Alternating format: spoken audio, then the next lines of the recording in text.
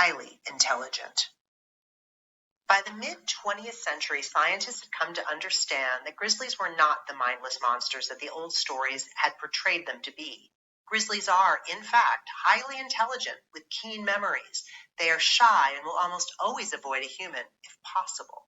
They will eat nearly anything but tend to favor roots and berries. In Glacier, their favorite treats are plump little rodents called marmots. To be sure, grizzlies do possess fearsome powers. Their front paws can crack a skull in one swipe. Their knife-sharp, finger-long claws can tear apart tree stumps. Their jaws can chomp through metal and bone, and they can run faster than a galloping horse, swim for hours, and climb high into trees when they want to, which is not often. But it is unusual for a grizzly to unleash its deadly powers on a human. Normally, a grizzly attacks only if taken by surprise or if it feels threatened. This does happen on occasion, and growing up, John and Steve likely heard horror stories of people being mauled by bears. In 1960, a mother bear had attacked 5 hikers on a remote trail. Such stories were rare, though, which is why the boys didn't feel afraid on that July evening when they spotted grizzly bears sipping cool water from Trout Lake. In fact, the boys felt lucky, privileged to see one of Earth's most rare and magnificent creatures in the wild. It was what happened the next evening that filled them with terror.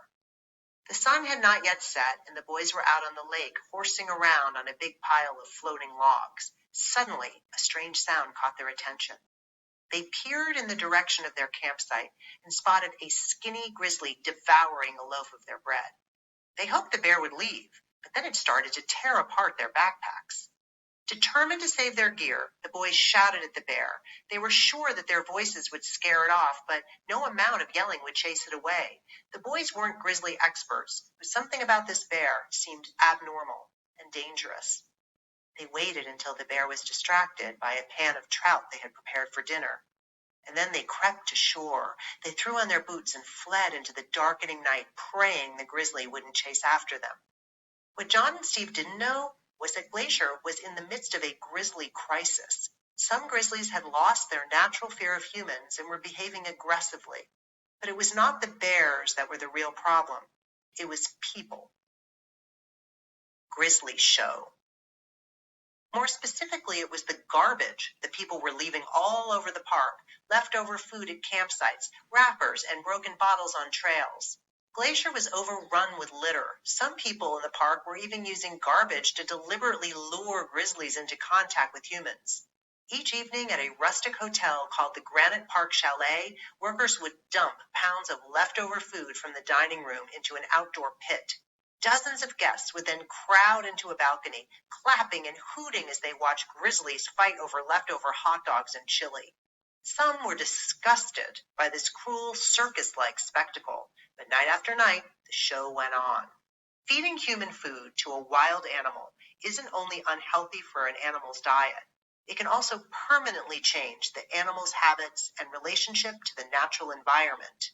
In Glacier, some grizzlies began to depend entirely on garbage for survival. They shook off their natural shyness toward humans and ventured boldly into more crowded parts of the park. For these bears, humans had become a source of food. A harrowing trek. John and Steve made it out of the wilderness that night after a harrowing 4-mile trek through the darkness. They arrived at a ranger station. They breathlessly told their story to the ranger on duty. The man was not surprised. In fact, he and other rangers had been hearing about that strange grizzly all summer. But Glacier's rangers had other concerns. Never had the park been as crowded as it was that summer. Even more worrisome, wildfires were burning in some areas. Many rangers knew something needed to be done about that troublesome grizzly, but they had more pressing problems to deal with. The boys spent the night in a cabin. The next morning, when they returned to the campsite, the grizzly was gone. But before it departed, it had ripped apart their tent, smashed their lantern, and devoured all of their food. Cans of spaghetti and chili were torn apart. The boys left the park with what little of their camping gear they could salvage. 2 weeks later, they would realize that they had been lucky to escape with their lives. Shocking news. On April 13th, the world woke up to shocking news from Glacier. During the night, 2 19-year-old women had been killed by 2 different grizzly bears. The attacks were unrelated, occurring 7 miles apart. Neither grizzly had been surprised or threatened. The bears attacked the women as they slept in their tents. How could this have happened? In the days that followed, this was the question that echoed across Glacier's forests and lakes. Never before had there been a fatal grizzly attack in Glacier.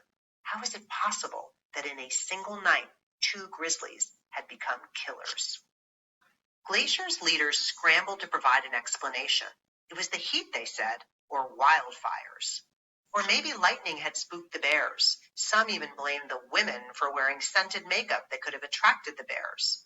Rangers were ordered to track down and euthanize the grizzlies that attacked the women. One was a mother bear who had been spotted with her 2 cubs at the Granite Park garbage pit. Her front paw was badly torn, likely from broken glass. The other bear was in even sorrier shape. It was malnourished and had broken glass embedded in its teeth. This was the skinny bear from Trout Lake.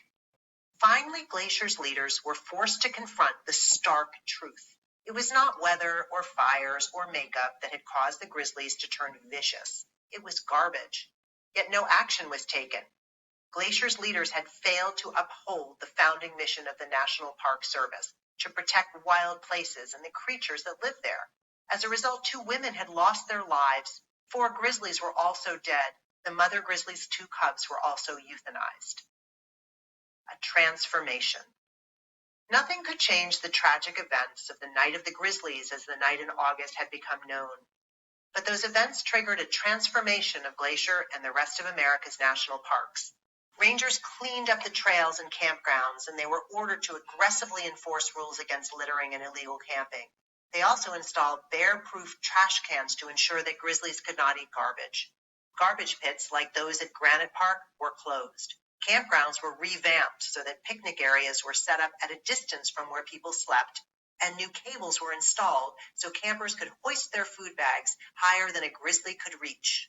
If a grizzly was spotted near a trail, that trail would be closed. Aggressive bears would be relocated to remote parts of the park. These new rules brought about lasting changes. Today, Glacier is a cleaner and healthier place for its 300 grizzlies. It's safer for other animals that live there too, and for humans. This past year, more than 2.5 million people visited Glacier. Like John and Steve, they wandered the winding trails and gazed across the jewel-like lakes.